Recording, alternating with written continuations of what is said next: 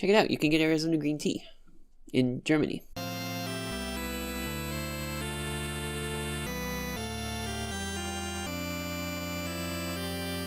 Oh my god, you guys. This story is real dumb. Like, for serious. Writer Haggard just wrote the equivalent of like a Goosebumps book in 10 pages. Any person who was born in like the 80s or 90s will have read like 100 versions of this story in Kidlit because it's in cartoons and movies and games. We should get into this. Here's Smith and the Pharaohs by writer Haggard.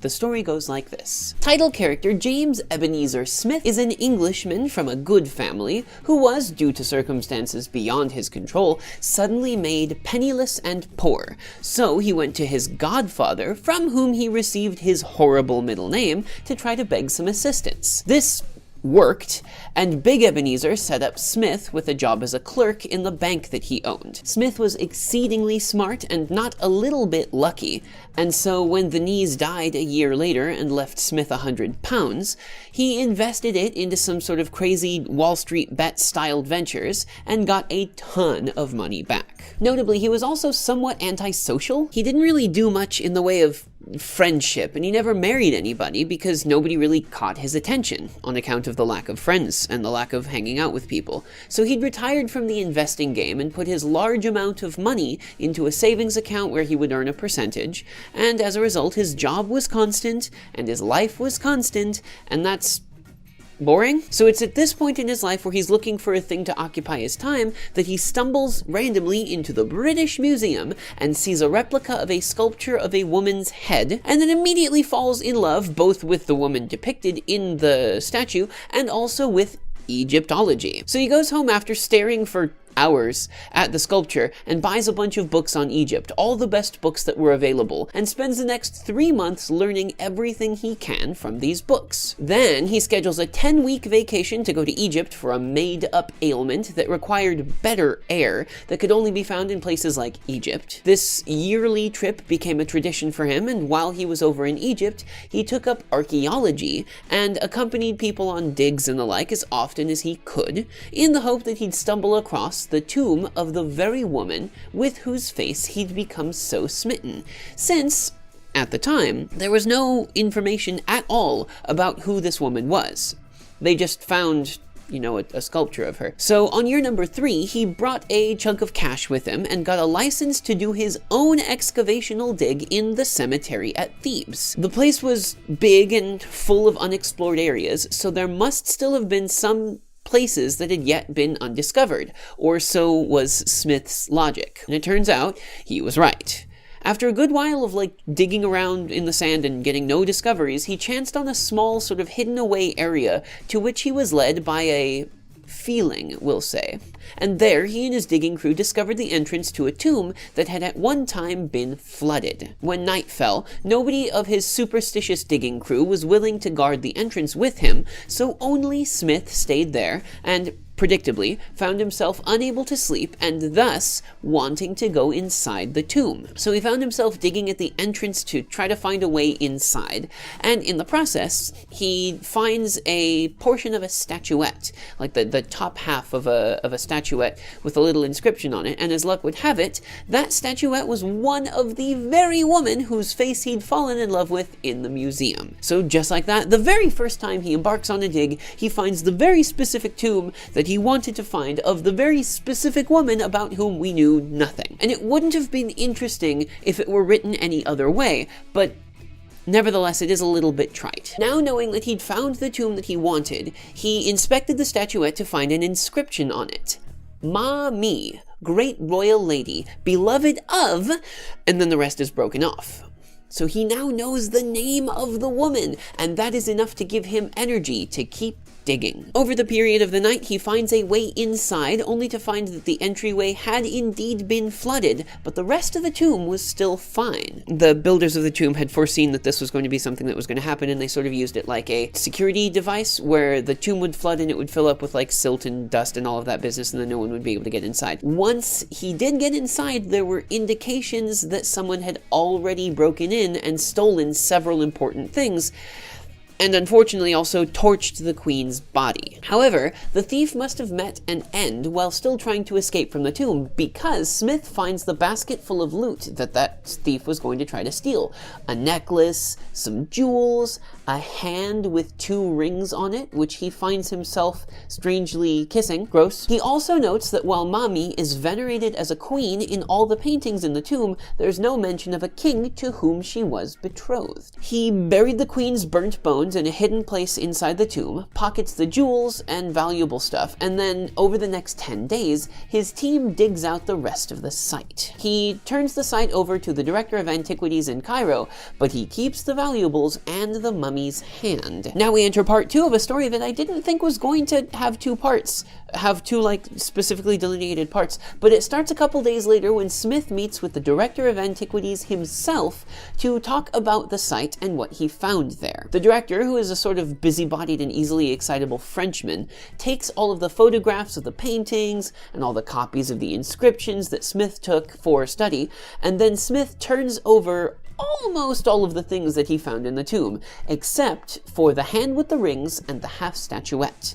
And before he even shows the statuette to the director, he makes the director promise that it will be something that he is allowed to keep. The director assents, and then immediately regrets it because having seen the statue, he really would like it, but seeing that he won't be able to convince Smith to give it to him otherwise, he allows him to keep not only that, but also one of the 2 rings from the mummy's hand, and the hand itself. This is important. There are 2 rings. One of them is a signet ring bearing the royal seal, and the other is a ring with an inscription to the goddess Bess, a sort of invocation, who was the goddess of beauty.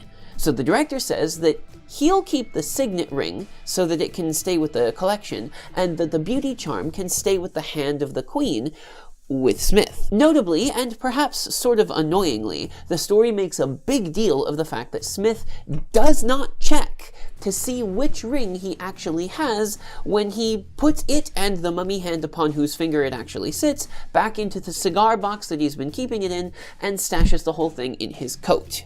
This is important for later. He goes into the museum and finds the bust of the queen, and without looking at the ring at all, pulls the box out of his jacket, opens it, finds the ring, takes it off of the mummy's finger, puts it onto his own finger. And then, just like Vansittart Smith from the very first mummy story that we looked at in this series, he sits down in a corner of the museum's display and starts working on his own notes, and does so diligently that, just like before, all the museum shuts up and locks everything, and Smith is left inside. The story does not continue on like the other, though. Smith in this story doesn't find anyone who can let him out once he's aware of his being locked inside, and so he resolves to sleep inside the museum. So first he takes a big long walk around the museum to look at all the stuff, and then he thinks about sleeping inside one of the great empty sarcophagi, because they're big and human-shaped and padded and comfy looking.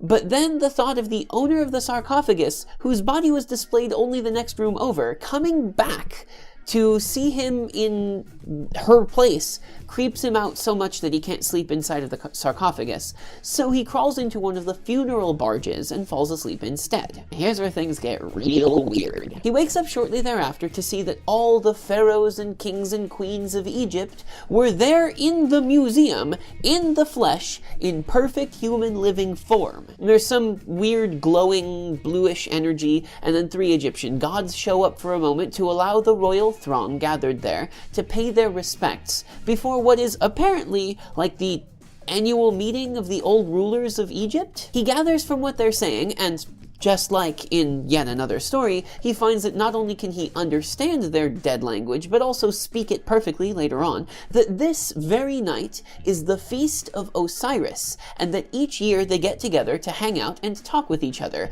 for some reason in the Cairo Museum, and not like in any other auspicious place. It does very much feel like it's set up to be like a social mixer, with royalty from different dynasties and thousands of years apart, having conversations with one another very casually, in a sort of universal Egyptian language, because there's no way that the Egyptian language could have developed and become incomprehensible to the older generations over generations.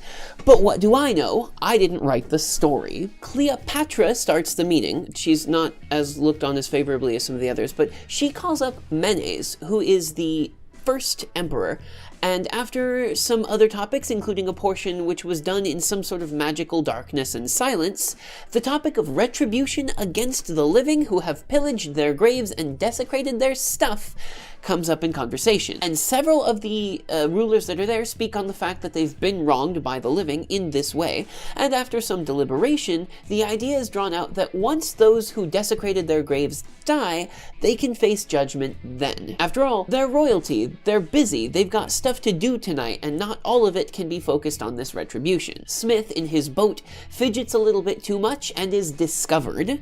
He's wearing the ring that Mami, who he saw earlier complaining that someone had taken it from her, and that's why she isn't wearing it tonight, recognizes as her own, and the whole event is laid out in front of all of the rulers. How he dug into her tomb, how he kissed her hand, how he stole the stuff, all of it. Extremely weirdly, the royalty take note of the fact, while he's being brought up forward in front of everybody, that he is handsome, and Mami actually freaks out a little bit when he sees him in full, wearing the ring. It looks like, doesn't he remind you of someone? She asks her husband, who responds, yeah, he looks like that sculptor Horu, who died mysteriously. You mean the one that you very probably poisoned? The one that you had killed? That one? Yes, that one. So Smith stands in front of everyone and is accused by Menes of desecrating tombs. He responds, in perfect ancient Egyptian, of course, I might add, that only just now does he realize that he's actually one of them.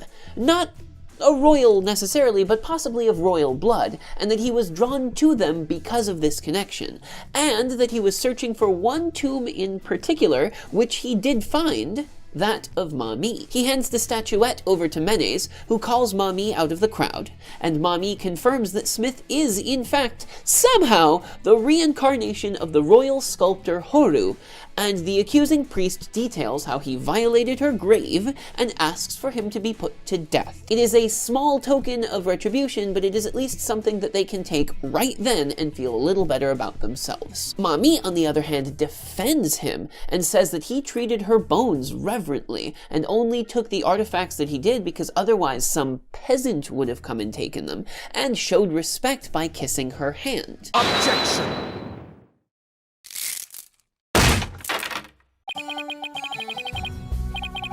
Kissing the hand of a queen should be punished by death, because none are allowed to kiss the hand. Objection! Well, sure, nobody should kiss the hand of a living queen, but I was dead at the time, so in death all things are equal, right? Well, shoot, you've got me there. Not guilty! Anyway, we have a party to go to, everyone. Away! Everyone sort of disappears in a flash of light and energy, but Mami stays behind. And she tells Smith that actually, in a past life, they were lovers, and that's why he was killed back then, because he was dumb enough to carve on the memorial statuette that Mami was the beloved not of Horus the god, but of Horu the man, like an idiot. She tells him that the signet ring that she's wearing on her finger right now was made by him, by his own hand, and entreats him to take it with him and leave the Bez ring with her so that he'll have this direct sort of royal connection with her spirit until he dies and joins her in the afterlife. And finally, after giving him the signet ring and taking the Bez ring, she tells him that he will only remember this whole deal as a sort of dream, but entreats him to stop seeking after her, since now that they both know what's happened, she'll be waiting in the afterlife for him. After that, he wakes up, still in the boat, stiff from having slept on the boards all night, and manages to sneak out of the museum when it opens the next day. He gets back to his room at the hotel, and then realizes that the ring he has on his finger is the signet ring. Hold it! Didn't the director give him the Bess ring and keep the signet ring? Well, after correspondence with the director says he doesn't actually rightly remember, and as it stands, the Bess ring is there in the collection, so he must have just misremembered which ring he had been given. Or did he? And that's how I beat Shaquille O'Neal. This story sort of neatly bookends all the stories we've read so far, because it takes pieces from almost all of the stories and sort of smashes them all together into one conglomerate. It's kind of got like a feeling of like a level of fan fiction, like a Super Smash Brothers or a Doctor Who episode, where all the greatest characters come together and are in the same place to do a specific task. Let's go back through and pick out some of the best stuff to talk about, starting with the main character. We have a main character who is not even into Egyptology or Egypt stuff at all at the start of the story, but then because he gets bored, he walks into the museum and immediately goes headlong into the study of Egyptology on a whim, and because he found the face of one specific female sculpture somehow enticing. The narrator is careful to point out that his fascination was indeed love, but that he did not know that it was love at the time, so as to absolve him of any of the sort of squick sexual undertones of falling in love with a dead person. It is still, at its roots, the same sort of story, though, that we've seen several times already. A living modern man falls in love with a mummy or a deceased woman, a dead person, and then proceeds to find a way to try to act on it. Gross. Stop. We're also told that he is rich off of his own efforts and not through family inheritance or just sheer having money beforehand or anything like that. Now, why would that matter, I wonder? Why is it important to show that he is successful through no work of others? Well, foremostly, it places Smith in the middle class, with upward mobility into the higher rungs of the class ladder being obtained guilt-free through both work and shrewdness in investment. This sort of seems to imply to the readers that Smith somehow deserves to be wealthy, which tracks with the predominant idea of the time that poverty was the responsibility of the individual, and that if one fell into poverty, it was one's own fault, a sort of character defect that they simply refused to rectify, and not anything about a systematic oppression of poor people that makes rich people richer and poor people poorer. Definitely not. I hate rich people. For serious. Also, here we have a banker with an ambiguous college degree who, in the span of 2 years and 3 months, according to the story, has become so much of an expert in Egyptology, this obtuse and arcane field, that he is leading archaeological digs and expeditions on his free time.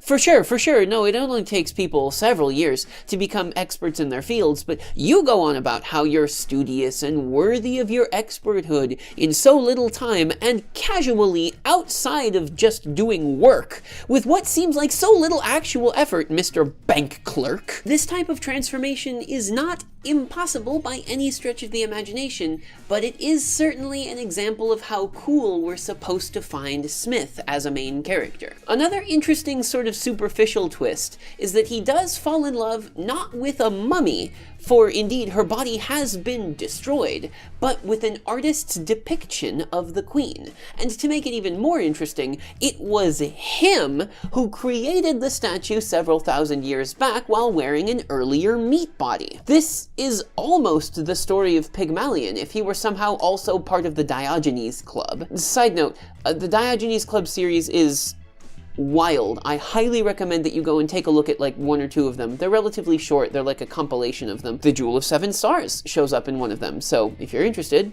go take a look. This absolves the main character also of these sort of like necrophiliac implications of falling in love with a dead corpse as well. Haggard probably did his best to make this romance the least gross romance possible, and to his credit, I think he actually succeeds in this endeavor.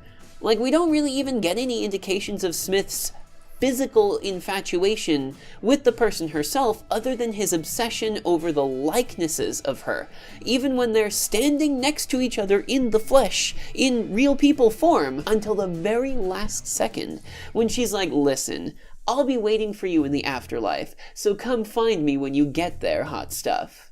And he tries to, like, hug her, but then she disappears. Speaking of the fact that he's still a grave robber, Haggard also tries to overcome that particular hurdle in his story a couple times, not the least egregious of which being when the royalty remark on whether someone so good-looking as Smith should get any pleasure from despoiling the holy resting places of the kings and queens, and we are told that he literally had never even considered what he was doing to be something like defiling stealing or grave robbing. Listen, pal, buddy, just because you don't consider what you're doing to be grave robbing does not mean you are not robbing graves. We also have even the one whose grave was robbed defending him, saying that all he did was done in reverence for the one inside, and that he was not in fact disrespectful or careless about his actions. We're somehow made to think, because of his devotion, that what he's doing isn't bad. His version of the imperialist theft of sacred artifacts and remains is different. He even leaves almost everything he finds to be in Cairo's museum, and only takes back a couple of objects instead of the whole shebang, the whole dang collection. He himself is not even indicated to have a large collection of artifacts at his home either. What he's got is a bunch of books. And moreover, once he gets what he's looking for, which is to say the connection with Mami, he straight up quits Egyptology altogether. Right? See, he's not doing anything to capitalize on the market for Egyptian artifacts, or to grow a personal collection of stolen things, or even to further the agenda that England's empire is greater than any other empire. He's doing it for the love of the Queen. And I don't mean the British one. What about the idea of the depersonalization of the dead, as we've seen in so many other stories? Well, Haggard circumvents that as well by making Smith treat every mummy he sees like it was a real person. Like when he discovers that the body of the Queen had been destroyed, he despairs for her.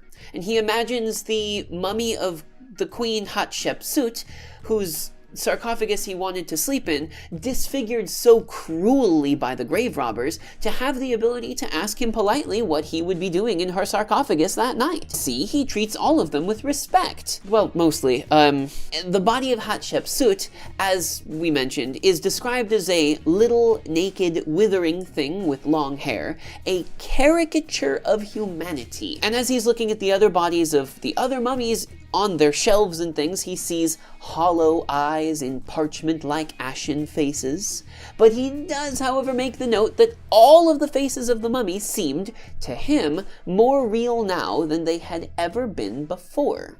Whether that's a product of that night being the Feast of Osiris, and them getting ready to come back to life, or just him treating the mummies like they were humans or whatever, we don't know. But at the very least, this story does not so far depersonify the mummy by like unwrapping it or doing experiments with it or the like, but there is still a degree of distance. That really does cover all the bases towards negative stuff, right? Like, Smith is a working man who deserves his station, he's respectful of the dead and their culture, and he only goes grave robbing because he wants to know more about them and nothing else. Truly, the picture of a perfect Englishman in the Egyptomania phase. We're really supposed to like him. Now, if you've been on the internet before, you've probably heard the term weeaboo, and it's one that I've casually sort of morphologically changed and applied to some of the other characters that we've talked about in other stories. In this case, however, we can firmly say that Smith is an Egypt weeaboo. Like, the very first time that he even becomes acquainted with anything Egyptian related at all, he instantly becomes obsessed and goes home to spend a ton of money on merchant media from that topic. And then he spends even more money to take a trip over to the land of his obsession's birth, whereupon he immerses himself in the practice that he sees as the way to get closer to his obsession. And then finally, he even identifies himself as part of the culture with which he is obsessed. Does this sound familiar to anyone's teenage years as a high schooler obsessed with anime? At the end of it all, he finally experiences something that he could not have possibly foreseen just from his obsessive focus on his narrow version of the field, and that makes him stop pursuing it altogether. Well, in the case of the story, it's because he reached this sort of fulfillment by means of making the connection with Mami. I know plenty of ex-weeaboos who stopped pursuing their obsession because they either became disillusioned with the culture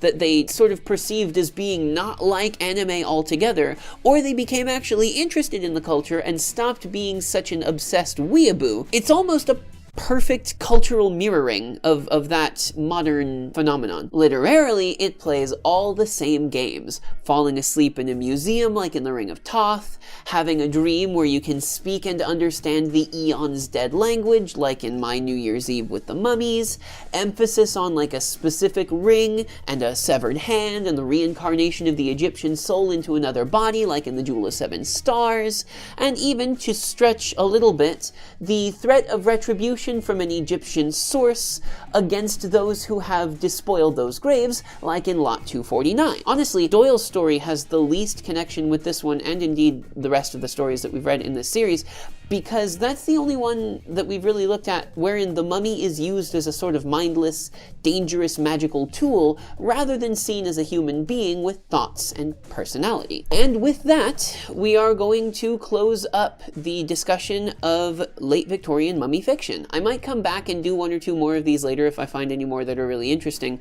but there are other mummy stories that I want to talk about that don't fit into the Victorian category portion of it, so we're going to get to those soon, but this is the end of the Victorian era of mummy fiction that we're going to talk about. I hope that you guys enjoyed it. I hope that you got something out of it and that you found some of these interesting. The next couple stories we're going to talk about are probably going to go back to Lovecraft and his contemporaries, so we'll actually hit the capital W weird capital F fiction portion of this playlist again. Thank you very much for coming and watching. If you've watched the whole series, then great. You are on the internet, you know what to do with all the buttons. Click the like and the subscribe and the bell and all of that business. If you haven't subscribed to my channel yet, and you've watched this far into this video and this series, why you ain't subscribed yet? Please subscribe. Thank you. I will see you guys in the next video. See you next time.